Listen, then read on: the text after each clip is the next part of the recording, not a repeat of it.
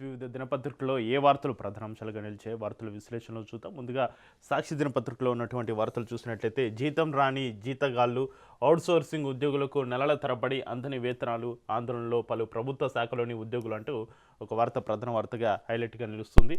6 నెలలకు పైగా లించిన చెల్లింపులు జిల్లా మండల స్థాయి కార్యాలయాల్లో 9 నెలలుగా అందని వైద్యం ఏజెన్సీల వల్లే అంటూ మండిపాటు. ఎన్నిసార్లు ఫిర్యాదు చేసినా స్పందించిన ఉన్నతాధికారులు చాలా చోట్ల విలువెత్తిన నిరసనలు.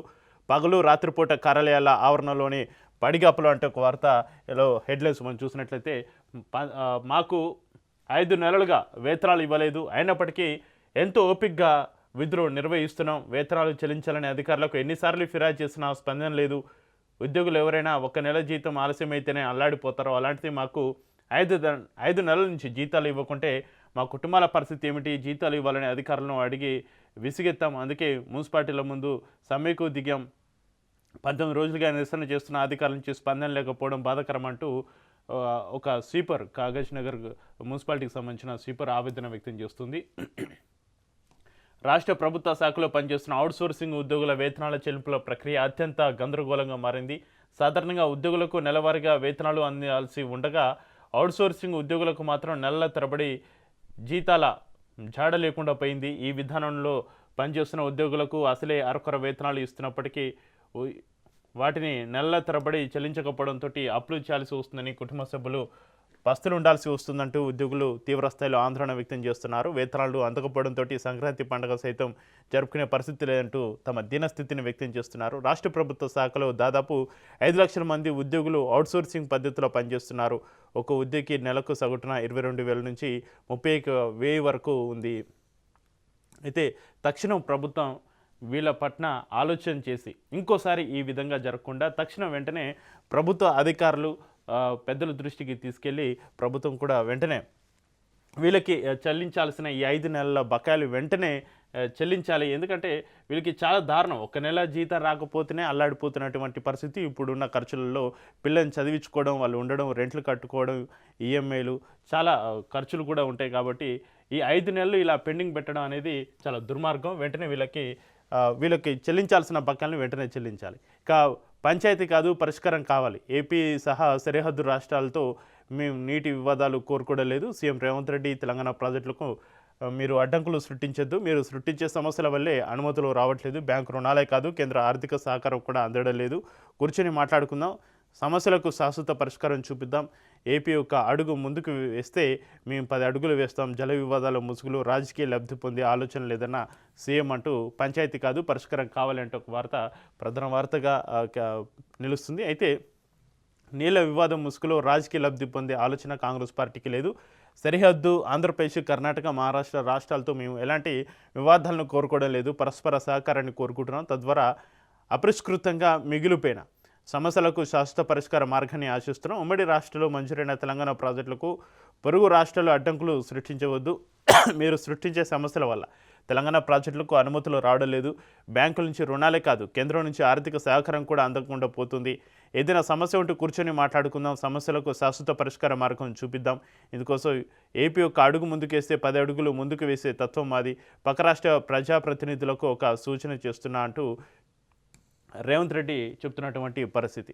ఒకవేళ చర్చలకి చంద్రబాబు నాయుడు ఒక్క అడుగు వేస్తే మేము 10 అడుగులు వేసి సమస్యకు పరిష్కారం దిశగా ఆలోచిద్దాం, ప్రజల కోసం పనిచేద్దాం, నీటి సమస్య మళ్ళీ ఇంకోసారి తలెత్తకుండా చూద్దామంటూ రేవంత్ రెడ్డి చెప్తున్నటువంటి పరిస్థితి. ఇక సుంకాల పెంపు ప్రభావం తాత్కాలికమే. భారత ఆర్థిక వ్యవస్థపైన దీర్ఘకాల ప్రభావం ఉండదు. ఎగుమతి శైలిని మార్చుకుంటే పరిస్థితి సర్దుకుంటుంది. భారత ప్రపంచ పటంపై వెలిగిపోయేలా టీఐఈ కార్యాచరణ. హైదరాబాద్ సహా 11 నగరాల్లో ఔత్సాహిక పారిశ్రామికవేత్తలను తీర్చిదిద్దుతాం. రైతు ఆదాయం పెరగాలంటే సాంకేతిక పరిజ్ఞానం పెరగాలి. ఇక సాక్షి వెంచర్ తోటి క్యాపిటలిస్టు టీఐఈ సహా వ్యవస్థాపకుడు కన్వల్ రేకి మాట్లాడినటువంటి మాటల్ని ఒక ప్రధాన వార్తగా సాక్షి దినపత్రికలో మనం చూడొచ్చు. సుంకాల పెంపు ప్రభావం తాత్కాలికమైనటువంటి హెడ్లైన్ తోటి ఒక వార్త హైలైట్గా నిలుస్తుంది. ఇక ప్రభుత్వ ఉద్యోగులందరికీ 1 కోటి ప్రమాద బీమా. డిప్యూటీ సీఎం మల్లు భట్టి విక్రమార్క రాష్ట్రంలోని రెగ్యులర్ ప్రభుత్వ ఉద్యోగులందరికీ 1.02 కోట్ల ప్రమాద బీమాను అందుబాటులోకి తీసుకొస్తున్నట్టు డిప్యూటీ సీఎం మల్లు భట్టి విక్రమార్క శుక్రవారం ఒక ప్రకటనలో తెలిపారు. ఇది బాగానే ఉంది, కానీ ఇక్కడ మల్లు భట్టి విక్రమార్క గారు ఇక్కడ అవుట్సోర్సింగ్ విద్యార్థుల సమ్మె వాళ్ళ బాధలను కూడా ఒకసారి చూడండి. ఇక ప్రభుత్వం చేపడుతున్న అనేక సంక్షేమ అభివృద్ధి కార్యక్రమాలకు ఇంటింటికి చేర్చే ప్రభుత్వ ఉద్యోగులను తమ కుటుంబాల సభ్యులుగా సీఎం రేవంత్ రెడ్డి నాయకత్వంలోని ప్రజాప్రభుత్వం భావిస్తుందని చెప్పారు. 1.02 కోట్ల ప్రభుత్వ బీమాకు సంబంధించిన ప్రక్రియను అందుబాటులోకి తెచ్చేందుకు బ్యాంకర్లతోటి సంప్రదింపులు ముగిసినట్టు బట్టి వెల్లడించారు. ప్రభుత్వ ఉద్యోగుల సంక్షేమమే ధ్యేయంగా ఎన్ని ఇబ్బందులు ఉన్నప్పటికీ గత ప్రభుత్వంలో ఉన్న బకాయిలను ప్రతి నెల క్రమం తప్పకుండా విడుదల చేస్తున్నామన్నారు. ఇప్పటికే సింగరేణి, ట్రాన్స్కో, ఎస్పీడీసీఎల్, ఎన్పీడీసీఎల్, జెన్కో పరిధిలోని ఉద్యోగులందరికీ కోటికి పైగా ప్రమాద భీమును అందుబాటులోకి తెచ్చినట్టు వెల్లడించారు. రాష్ట్ర ప్రభుత్వం తీసుకున్న నిర్ణయంతో 5.14 లక్షల మంది రాష్ట్ర ప్రభుత్వ ఉద్యోగుల కుటుంబాలకు ప్రయోజనం చేకూరుతుందని తెలిపినటువంటి పరిస్థితి. ఇక ట్రంప్తో మాట్లాడితేనే ట్రేడ్ డీల్. ట్రంప్తో మోడీ మాట్లాడుకోకపోవడం వల్లనే ఇరుపక్షాల మధ్య ట్రేడ్ డీల్ కుదరడం లేదని అమెరికా మంత్రి లుట్నిక్ తేల్చి చెప్పారు. ఒక వార్త ప్రధాన వార్త నిలుస్తుంది. ఇక ఢిల్లీనే మించిన బర్నీహట్. కాలుష్యం విషయంలో అస్సాంలోని బర్నీహట్ ఢిల్లీని తలదనింది. దేశంలోనే అత్యంత కలుషిత పట్టణంగా నిలిచిందంటే ఒక వార్త ప్రధాన వార్తగా నిలుస్తుంది. ఇక లోయలో పడిన బస్సు. హిమాచల్ ప్రదేశ్లో ఘోర రోడ్డు ప్రమాదం చోటు చేసుకుంది. బస్సు లోయలో పడిన ఘటనలో 12 మంది మృతి చెందారు. దానికి సంబంధించి వార్త హైలైట్గా నిలుస్తుంది. ఇక తృణమూల్ను ఓడించే కుట్ర. త్వరలో జరిగే అసెంబ్లీ ఎన్నికల్లో తమ పార్టీని ఓడించే కుట్ర మొదలైందని పశ్చిమ బెంగాల్ ముఖ్యమంత్రి మమతా బెనర్జీ ఆరోపించారు. ఆ వార్త కూడా ప్రధాన వార్తగా నిలుస్తుంది. ఇంకా ర్యాంకులు రావాల్సిందే. ప్రభుత్వ ఆదేశాలతోటి ఉన్నత విద్యామండలి కసరత్తు. యూనివర్సిటీలు వెనకపడడంపైన దృష్టి. NIRFకు దరఖాస్తు విధానంలో లోపాలున్నట్టు గుర్తింపు. యూనివర్సిటీకి 2 చొప్పున అవగాహన కల్పించాలని నిర్ణయం. ప్రత్యేక కన్సల్టెన్సీ ఏర్పాటు. 21 అవగాహన సదస్సు అంటూ ర్యాంకులు రావాల్సింది అంటూ వార్త ప్రధాన వార్తగా నిలుస్తుంది. ఇక రాష్ట్రంలోని అన్ని విశ్వవిద్యాలయాలు జాతీయ ర్యాంకుల సాధనలో ముందుండేలా చేయడంపైన ఉన్నత విద్యామండలి దృష్టి పెట్టింది. ఇతర అంశాలు పక్కన పెడితే అసలు దరఖాస్తు విధానంలోనే లోపం ఉందని గుర్తించి వాటిని సరిచేసేందుకు నడుం బిగించింది. ప్రభుత్వ ఆదేశాలతోటి వాస్తవానికి దీనిపైన గత కొంతకాలంగా ఉన్నత విద్యామండలి కసరత్తు చేసింది. National institute ranking frame NIRF ర్యాంకులు యూనివర్సిటీలు ఎందుకు వెనుకబడ్డాయో దానిపైన చర్చలు కొనసాగుతున్నాయి. ఇక CJ ధర్మాసనం ఆదేశాలు పాటించాల్సిందే. సినిమా టికెట్ల ధరలపైన గతంలో హైకోర్టు ప్రధాన న్యాయమూర్తి ధర్మాసనం ఇచ్చిన ఆదేశాలు ఆ మేరకు వెలువరించిన జీవో 120ని ప్రభుత్వం పాటించాల్సిందేనని హైకోర్టు తేల్చి చెప్పింది. ఆ వార్త ప్రధాన వార్త నిలుస్తుంది. ఇక కరీంనగర్కు 50 పడకల ఆయుష్ ఆసుపత్రి కూడా రానుంది. దానికి సంబంధించిన వార్త హెడ్లైన్లో నిలుస్తుంది. ఇక ఫిబ్రవరి 14న పురపోరు. రాష్ట్రంలోని మున్సిపల్ కార్పొరేషన్ల పాలక మండల ఎన్నిక వచ్చే నెల 14న నిర్వహించేందుకు రాష్ట్ర ప్రభుత్వం సన్నాహాలు చేస్తుంది. పోలింగ్ స్టేషన్ల వారీగా తుది ఓటర్ జాబితా ఈ నెల 16న ప్రదర్శించాలని ఇక రాష్ట్ర ఎన్నికల సంఘం ఇప్పటికే ఆదేశించింది. ఈ నేపథ్యంలో ఈ నెల 15 ఎన్నికల షెడ్యూల్ ప్రకటించే అవకాశం ఉంది. ఫిబ్రవరి మొదటి వారంలోగా నామినేషన్ల ప్రక్రియ పూర్తి చేసి ప్రచారానికి వారం రోజుల వ్యవధి ఇచ్చేలా షెడ్యూల్ పైన కసరత్తు జరుగుతుంది. రాష్ట్రంలోని 117 మున్సిపాలిటీలు, 6 మున్సిపల్ కార్పొరేషన్లకు ఒకే విడతలో ఎన్నికలు జరగాలని ఒక ఆలోచన. ఈ నెల 15 ఎన్నికల షెడ్యూల్కు అవకాశం. బీసీలకు 32 రిజర్వేషన్ల కోసం సిఫార్సు అంటూ వార్త. అయితే ఫిబ్రవరి 14న పురపోరు ఉండనుందా అంటూ ఒక క్వశ్చన్ మార్కు చూపిస్తూ వార్త హెడ్లైన్లో నిలుస్తుంది సాక్షి దినపత్రికలో. ఇక ఇక్కడ మనం చూడొచ్చు, సంక్రాంతి పండుగ రద్దీ ప్రారంభమైంది. శుక్రవారం సాయంత్రం నుంచి సొంతూళ్లకు వెళ్లే వారి వాహనాలతోటి హైదరాబాద్ విజయవాడ జాతీయ రహదారి పోటెత్తింది. సాధారణ రోజులు ఈ జాతీయ రహదారిపైన 38,000 నుంచి 45,000 వాహనాలు రాకపోకలు సాగిస్తుంటాయి. ప్రస్తుతం వారాంతానికి తోడు పండుగ రద్దీ కావడంతో శుక్రవారం మరో 10,000 వరకు వాహనాలు అధికంగా వెళ్ళాయట. ఇక పండుగకు వెళ్తున్నారు. హైదరాబాదు వరంగల్ రహదారిపైన గూడూరు టోల్ ప్లాజా వద్ద శుక్రవారం సాయంత్రం వాహనాల రద్దీ బాగా పెరిగిపోయింది. ఇక చెక్ వేగంగా దూసుకెళ్లే రైళ్లకు అడ్డుగా ట్రాక్ మీదకు వచ్చే జంతువులను ముందే గుర్తించి ప్రమాదాలను నివారించేందుకు రైల్వే శాఖ త్వరలో ఆధునిక సాంకేతికతను అందుబాటులోకి తేనుంది. ప్రస్తుతం ప్రధాన రైల్వే కారిడార్లో రైళ్ల గరిష్ట వేగం గంటకు 110 కిలోమీటర్లుగా ఉంది. కొన్ని ముఖ్య కారిడార్లను మాత్రం పటిష్టపరిచి 130 కిలోమీటర్ల వేగాన్ని తట్టుకునేలా మార్చారు. త్వరలో మిగతా కారిడార్లను కూడా ఆ స్థాయికి తెచ్చేందుకు రైల్వే శాఖ ప్రణాళికలు రూపొందించుకుని అమలు ప్రారంభించింది. దీంతో రైళ్ల వేగం కూడా పెరుగుతోంది.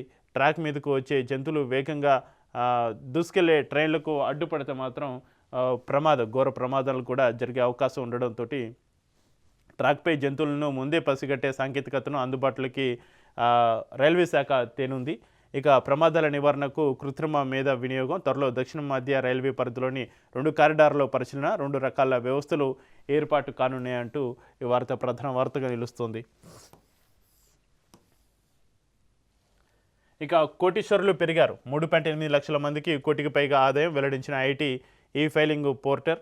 ఇక ఐవీఎఫ్ రాజధాని తమిళనాడు, ఆమెకే ఒడిగా మారిన తమిళసీమ, దేశంలోని అత్యధిక ఐవీఎఫ్ క్లినిక్స్, సంతానోత్పత్తి రేటు తగ్గడమే కారణం, జాబితాలో తెలుగు రాష్ట్రాలు కూడా అంటూ వార్త ప్రధాన వార్తగా నిలుస్తుంది. ఇవి సాక్షి దినపత్రికలో ఉన్నటువంటి వార్తలు. ఇక వెలుగు దినపత్రికలో ఏ వార్తలు ప్రధాన అంశాలుగా నిలిచాయో హెడ్లైన్స్ ఒకసారి చూద్దాం.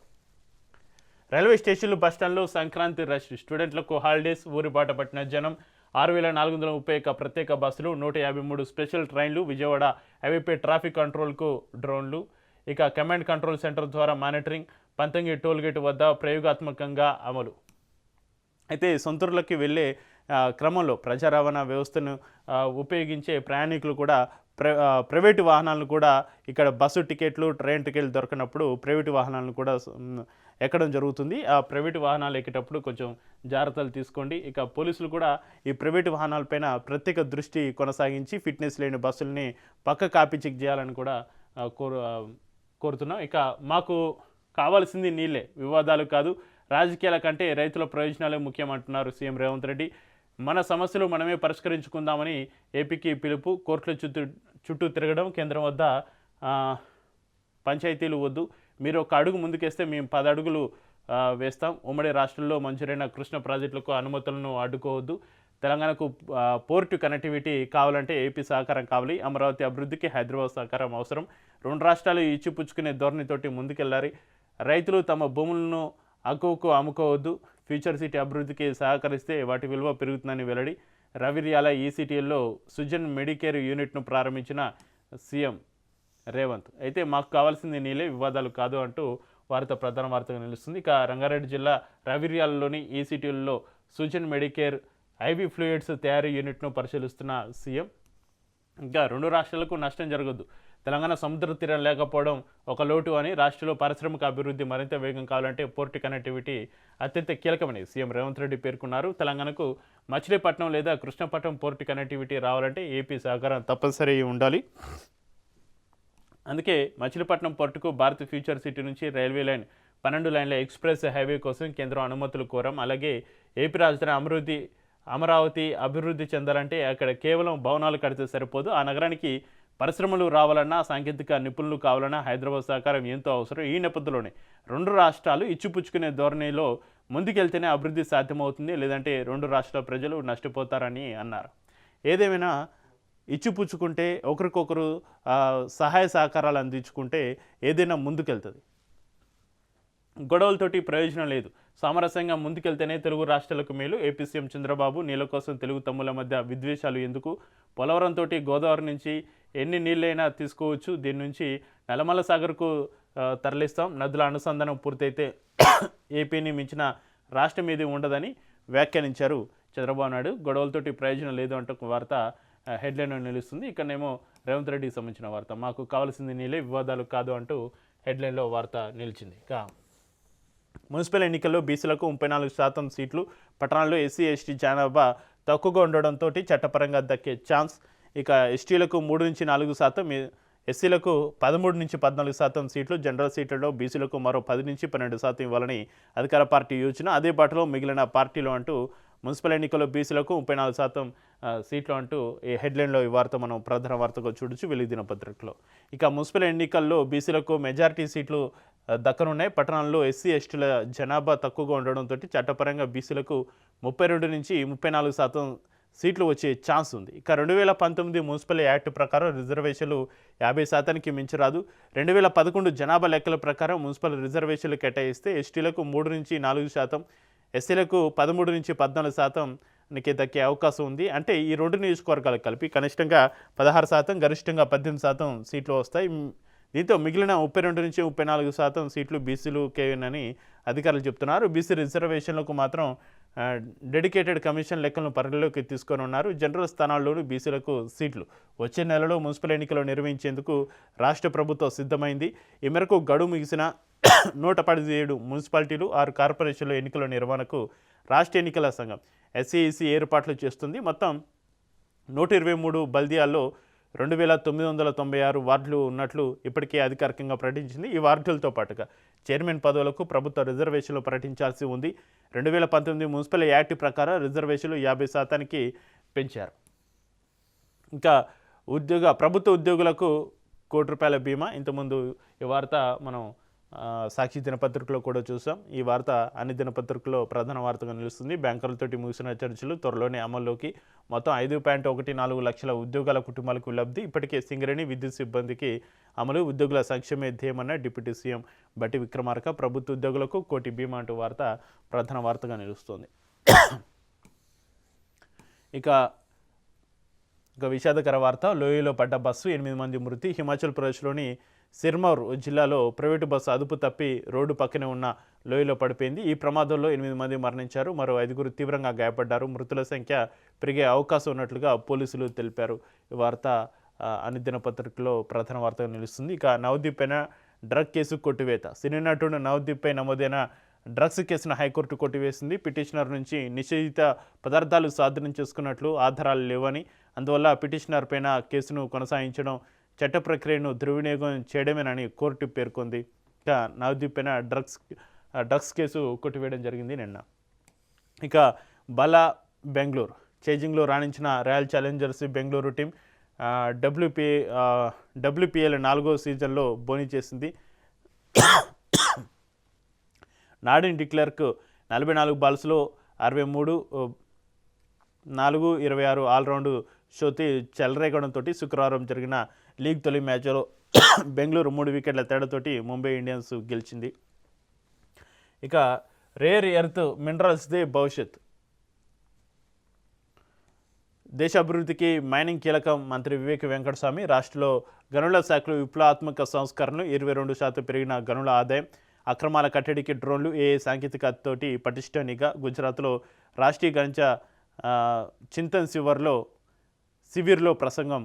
కేంద్ర మంత్రులు సిఆర్ పాటిల్, కిషన్ రెడ్డి, గుజరాత్ సీఎం భూపేంద్ర పటేల్ తోటి రాష్ట్ర గనులు, కార్మిక శాఖ మంత్రి వివేక్ వెంకటస్వామి పాల్గొనడం జరిగింది. ఆ వార్త ప్రధాన వార్తగా నిలుస్తుంది వెలుగు దినపత్రికలో. ఇక ఆదాయానికి తగ్గ వాటా ఇది. దేశ జీడిపిలో తెలంగాణ వాటా 5.01%, రాష్ట్రానికి దక్కింది 2.45% అంటూ వార్త.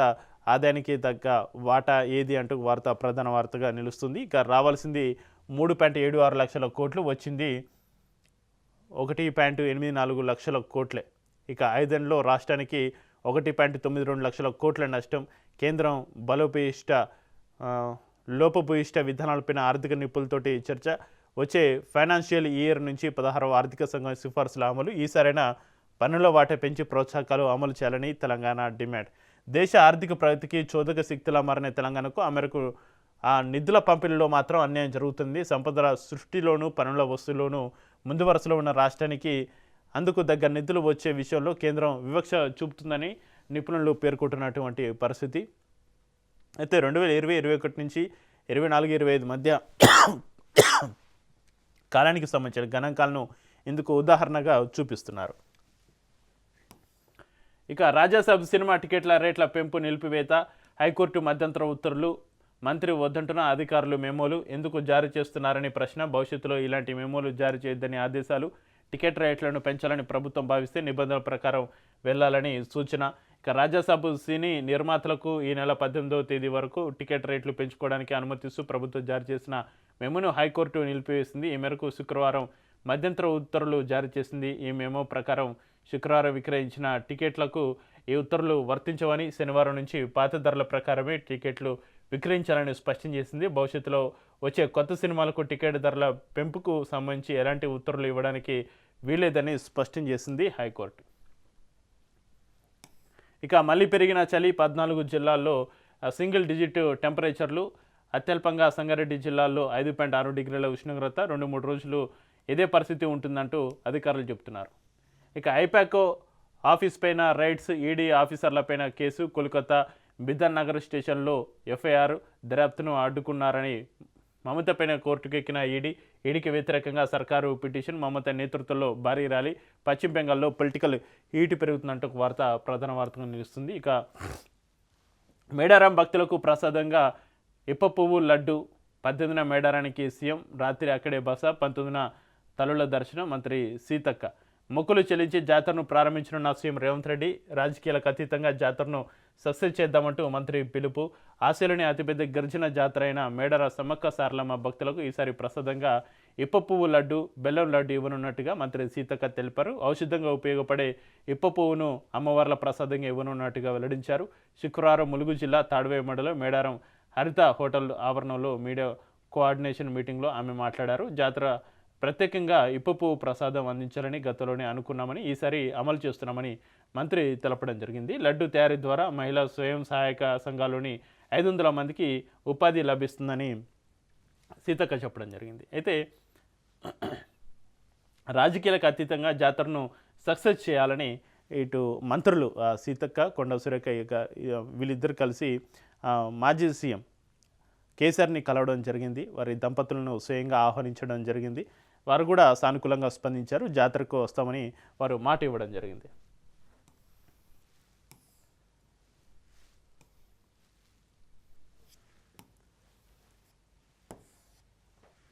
ఇక ఇవి వెలుగు దినపత్రికలో ఉన్నటువంటి ప్రధాన వార్తలు. ఇక నమస్తే తెలంగాణలో ఉన్నటువంటి హెడ్లైన్స్ ఒకసారి చూద్దాం. బంగాళాఖాతంలో ఓర్నబు తుఫాను, తెలంగాణపై ప్రభావం ఉండదు, రాష్ట్రంలో పెరుగుతున్న చలి తీవ్రత, హైదరాబాద్ను వణికిస్తున్న చలి.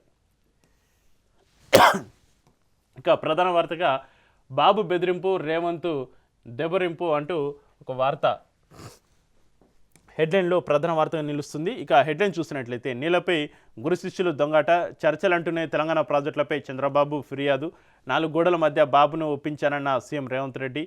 మరుసటి రోజే 16 ప్రాజెక్టులపై కేంద్రానికి ఏపీ సర్కార్ ఫిర్యాదులు. తాజాగా ఏపీ ప్రయోజనాల కోసం రాజీ లేదని బాబు ఘాటి వ్యాఖ్యలు. ఏపీ వాడుకోగా మిగిలినవి తెలంగాణ తీసుకోవాలంటూ అహంకారం.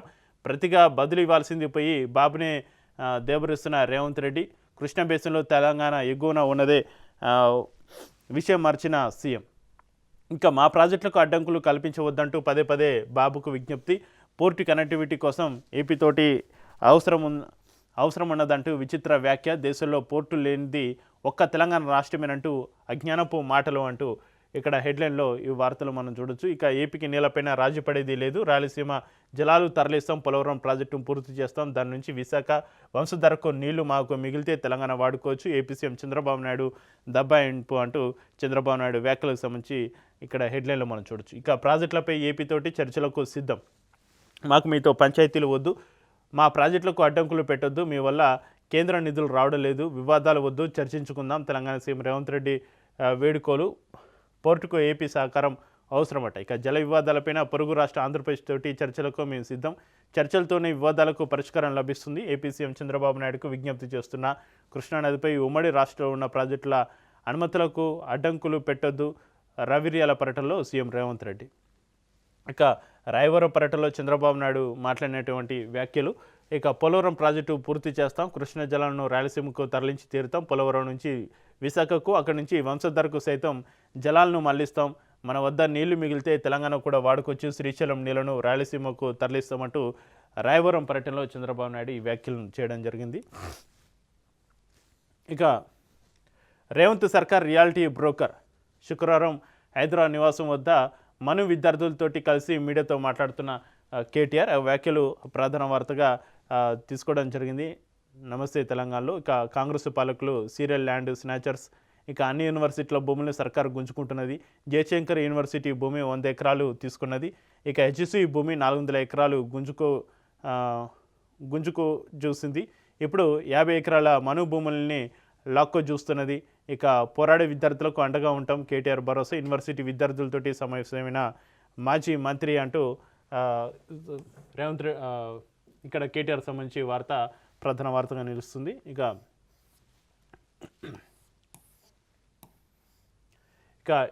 ఇదిగిదిగో కాళేశ్వరం గంగ, ఎల్లంపల్లి నుంచి ఎస్ఆర్ఎస్పీ వైపు ఎదురెక్కుతున్న జలాలు, 88 కిలోమీటర్ల మేర ఎగువకు పరుగులు. ఇటీవల 16 నుంచి 17 కిలోమీటర్ల మధ్య వరద కాలువలకు డ్యామేజ్. ప్రత్యామ్నాయంగా ఉపయోగపడుతున్న కాళేశ్వరం ఎత్తిపోతల పథకం, ఎత్తిపోతలు లేకుంటే ఇది సాధ్యమా అంటూ కాళేశ్వరం గంగ అంటూ ఇదిగో కాళేశ్వరం గంగ అంటూ వార్త ప్రధాన వార్తగా నిలుస్తుంది. ఎల్లంపల్లి నుంచి ఎస్ఆర్ఎస్పి వైపుకు ఎదురెక్కుతున్న జలాలు అంటూ వార్త ప్రధాన వార్తగా నమస్తే తెలంగాణలో ఇవి ఉన్నటువంటి వార్తలు ప్రధాన వార్తలుగా నిలుస్తున్నాయి. ఇవి ఈరోజు ఉన్నటువంటి ప్రధాన వార్తలు, వివిధ దినపత్రికలు ఉన్నటువంటి ప్రధాన వార్తలు. చూస్తూనే ఉండండి రాజ్ న్యూస్.